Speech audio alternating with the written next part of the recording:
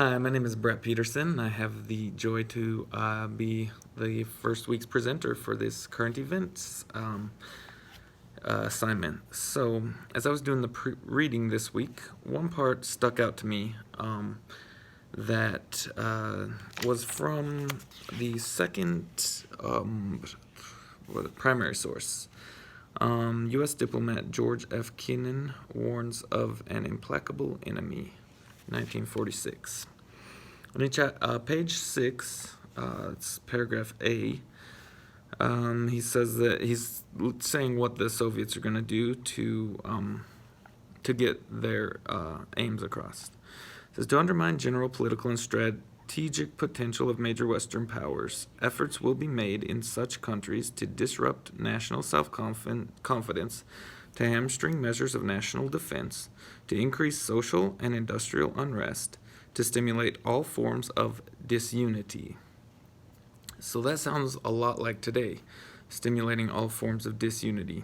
It says all persons with grievances, whether economic or racial, will be urged to seek redress, not in mediation and compromise, but in defiant, violent struggle for destruction of other elements of society. Here, poor will be set against rich, and I've linked to an article about Alexandria Ocasio-Cortez and her plan, which would tax the rich at 60 to 70%, she says. She doesn't have the exact things laid out. Another prominent example recently was Bernie Sanders, who was also in favor of class struggle against the rich. Black against white, obviously we see that with the Black Lives Matter protests, turning violent and turning into rioting, looting, and unfortunately murder. I've linked to one prominent example of that is Kyle Rittenhouse, and he, if you somehow haven't heard the name, he's a young man, teenager. He brought a assault rifle to a protest. He was physically assaulted and used the assault rifle and shot, I believe, 3 people. The article says he's charged with 6. I don't remember if it's misdemeanors and felonies or all felonies. It says young against old. That's not one that I've seen a lot these days, although I did Google something like old man attacked or something like that, and there are a lot of cases. I don't know if they're actually driven by anything or if it's just, they're easy targets for thieves and things.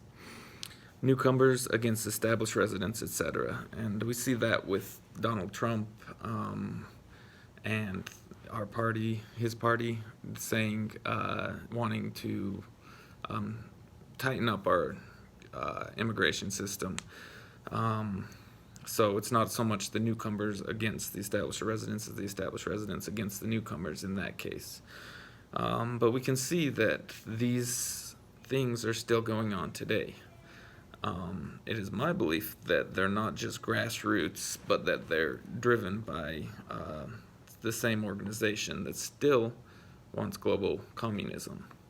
Now, of course, the Soviets have fallen. I'm not saying that the Soviets are still in the background, but I'm saying that there is a global group that seeks for power and control, who takes these grassroots movements, co-opts them for their own use, and foments this disunity. So my question for you is, what do you think? Do you think that there's a group that's actually using these things to their own advantages, or do you think these are really just grassroots things that pop up from time to time? And why do you think that way? We'll start the discussion there and see where it goes. Thanks. Have a great week.